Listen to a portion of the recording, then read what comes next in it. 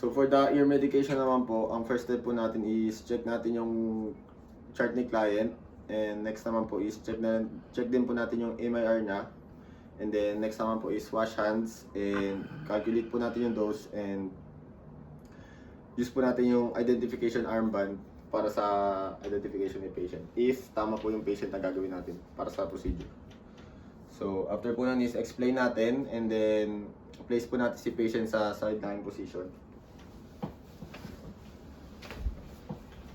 Then maglalagay po tayo ng tissue sa pinya ni patient para po sa excess na medication. And then after naman po nun is mag-instill na po tayo ng gamot.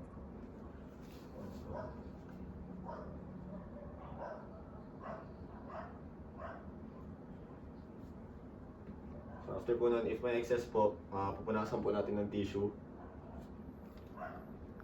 And then wait lang po natin yan ng mga 2 to 5 minutes and then pwede na po natin balik si patient sa comfortable position.